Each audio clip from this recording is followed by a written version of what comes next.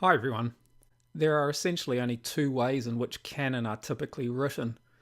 The first is the bar-by-bar approach, in which the composer must ensure that the leader's melodic contour can work against itself at different intervallic and temporal distances and with any number of parts, while avoiding forbidden part writing rules and consecutives.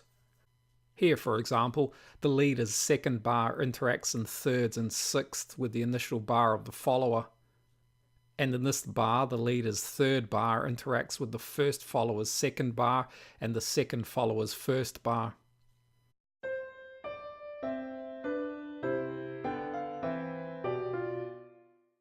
In this hypothetical example, notice that the underlying harmony moves between tonic and dominant function chords. This can be potentially problematic when the resulting harmonic motion becomes locked in a static progression or essentially prolongs the same harmony. As we'll see, this may not be a problem if that is the desired result. However, if you wish to write an extended canon or want to add some harmonic interest, modulation can be included. When using modulation in canonic writing, any accidentals introduced in the leader will be replicated in the follower or follower's parts. This can be problematic if you're writing a canon in which all melodic intervals of the leader's part are repeated exactly in each subsequent part. For example, here if the F sharp of the leader is always used in the follower, the work will remain in G major unless the F sharp is treated as part of a secondary chord. Typically, however, in most canon only the interval type is maintained and not the exact intervallic distances. In other words, here an F natural can be introduced, creating a minor, not major third, which can then be harmonized as the supertonic in C major, returning the work to that key. As here, if using modulation in a canon, often it's a good idea to write melodic lines outlining progressions which can work in both keys with only the introduction or removal of an accidental. Or, as with the previous example, use progressions where one chord is diatonic to one key and can be treated as a secondary chord in the other. The same compositional techniques can be used when writing canon employing other canonic devices or characteristics, such as canon in contrary motion or at different intervallic distances. With canon in contrary motion, for example, the follower or follower's parts move in the opposite direction to the leader, but still must create functional progressions. With this canon type also, the overall range of the parts must be considered, as a large distance may develop between them.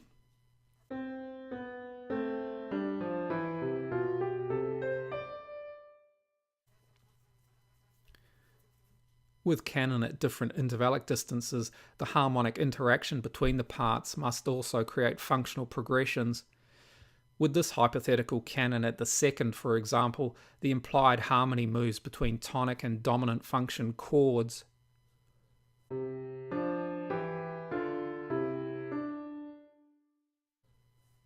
When combining canonic characteristics and devices in a single canon, such as here, all parts must still interact to create functional progressions.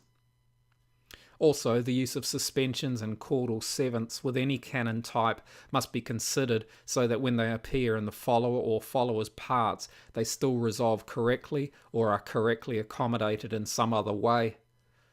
For example, here the supertonic seventh, when it's used in contrary motion, behaves as the fifth degree of the dominant and moves here to tonic harmony. And here this 2-3 suspension, when used in the follower, is treated as a passing note.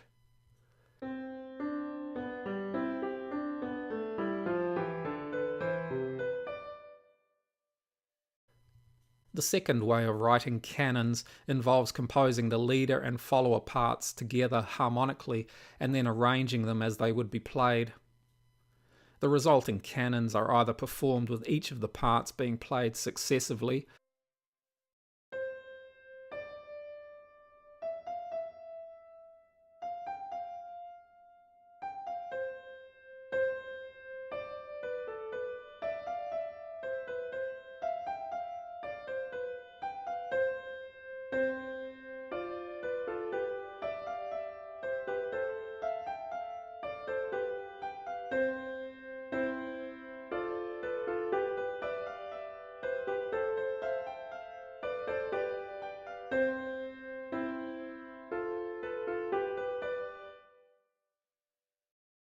or with each part being repeated.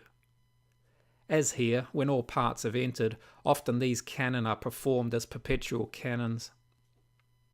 Notice here, as with many examples of this canon type, the beginning of the repeated upper part does not coincide with the initial bar of the repeated section. Here then, if Mozart did conceive this canon harmonically, he's arranged the repeated section around the length of the fourth part and not the first.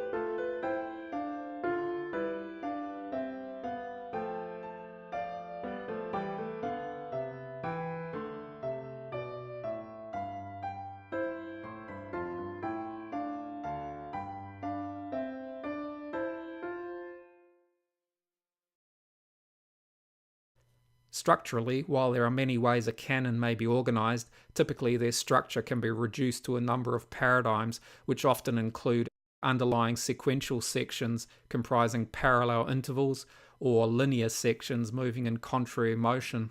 Many of these paradigms use stretto. The following canon, for example, is constructed around the interval of a perfect fifth. The first choir's part contains an ascent followed by a descent, and the second choir a descent followed by an ascent. In both choirs, each part enters successively in stretto and prolongs C major harmony.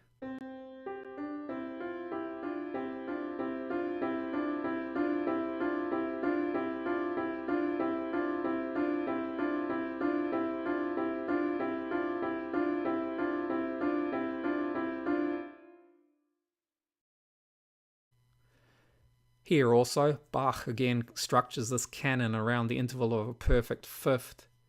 Here, however, each entry initially begins a fifth above the previous, and the ascent and descent of each part is then used beginning on different pitches and sometimes with different rhythms.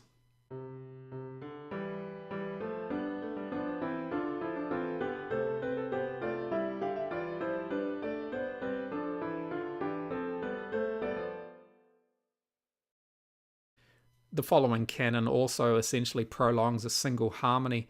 However, unlike the earlier example by Bach, here F major's third, fifth, and first degrees are prolonged, and the leader and follower essentially interact harmonically in octaves, sixths, and thirds.